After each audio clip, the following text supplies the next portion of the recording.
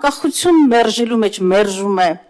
կամ դրժում է տեսնել մի քաղաքական ուժի, որը անկախություն է կերտել։ Եվ մի քաղաքական ուժի ներկայացուցիչ, որի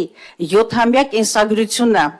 հետագիծը աղետներով, հայրենազրկումով, ցեղասպանությամբ, բռնի տեղահանություններով 5000 մեր որդիների արյամբ շաղաղված, հանկարծ դուք ձեզ թույլ եք տալիս բարոյականության բոլոր կարմիր գծերը հատել եւ մեղադրել դաշնակցությանը։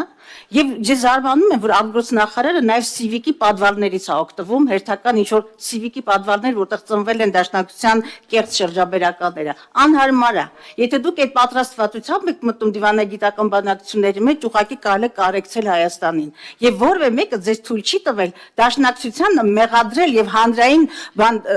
տարածքներում տարածել, թե իբրև թե դաշնակցությանը դեմը անկախությանը կամ պետականությանը։ Ուղղակի անհարմար է։ Մի հատ նայեք ինչ հետագիծ եք թողել։ Մի հատ նայեք, որ ձեր պետականության օրոք 18 թվականի ձեր որդեգրած 0 կետից հետո արյուն, հեղեղ, կորսված երկիր,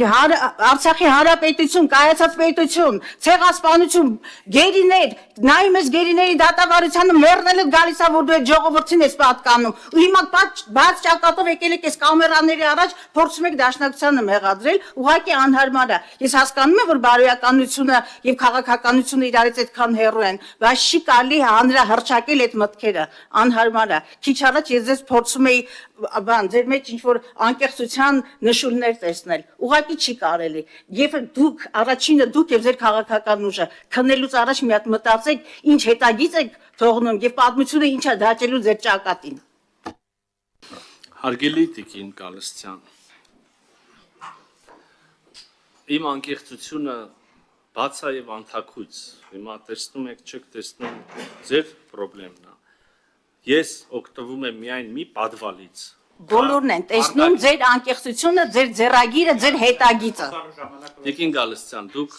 պատվալներով եք հետաքրքրված, ուզում եմ ասեմ, նույն անկեղծությամբ, որ ես անձամբ օգտվում եմ միայն մի պատվալից, դա ԱԳՆ-ի շենքի պատվալ գծիկ գարաժն է։ Ուրիշ պատվալներից ես չեմ օգտվում։ Ձեր պատվալներից է դուս եկե։ Մյուսը դաշնակցություն եւ անկախություն հարաբերությունների մասին։ Փառք Աստծո, ինֆորմացիան բաց է, նայեք դաշնակցության դիրքավորումը, անկախության շարժմանը 1988-89 թվականներին։ Հանրային հրապարակային իրաց դիրքորոշում։ Ինձ մի լսեք, կարդացեք դաշնակցության հայտարարությունները։ Ես ուրիշ բան եմ ուզում ասել։ Դա ընդհանրապես անկախությունը ողջունող տպավորություն չի թողի ձեզ վրա կարծում։ Մյուսը, եթե այդքան խոսակցությունը ժամանակային առումով ընդլայնում ենք եւ օրինակ գնում ենք առաջին հանրապետություն, կրկին ինձ մի լսեք, կարդացեք, այս արդեն ի պաշտպանություն դաշնակցության եմ ասում, կարդացեք Սիմոն Վրացյանը չեք սիրում, մի կարդացեք Սիմոն Վրացյան, կարդացեք մյուսներին, Քաջազնունի կարդացեք 1919-ի երկրորդ կեսից սկսած դաշնակցության առաջնորդների դիրքորոշումները։ 6 ամիս դրանից մնաց։ Հիմա լսեք, պարոն Խաչատրյան, 6 ամիս հետո ինչ եղավ։ Լավ, մի տարի հետո ներողություն։ Բանը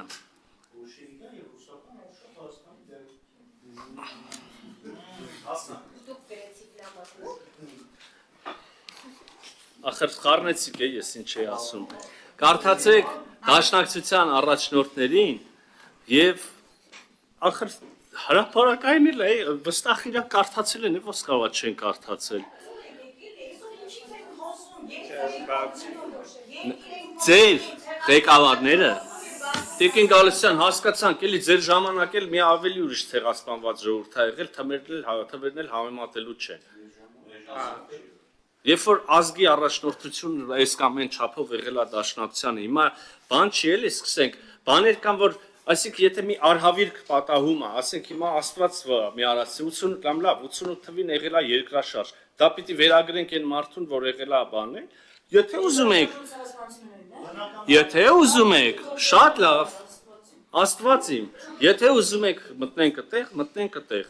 նոր եւ վերադառնանք բուն թեմային։ Այո, ես համոզված եմ, այն արհավիրքը, որը տեղի ա ունեցել, դրա սերմերը ցանվել են ամենասկզբում, դա բետոնվել է, ցեմենտվել է այն քաղաքականության շնորհիվ, որը վարվել է ձեր օրոք կամ ձերոնց օրոք, եւ ես նորից վերադառնում եմ խոսակցության ընկետին։ Այս այն հարցն էր, որտի վաղուց լուծված լիներ ձերոնց կողմից, ձերոնց հաջորդների, որը չգիտեմ ձերոնք են թե չէ կողմից, ձերոնցից առաջների կողմից, ներոնց կողմից, վաղուց լուծված լիներ, չի լուծվել, եղել այն ինչ որ եղել է։ Մենք առաջարկում ենք, տեսնում ենք, համոզված ենք, որ այս է ճանապարհը, այս է լուծումը։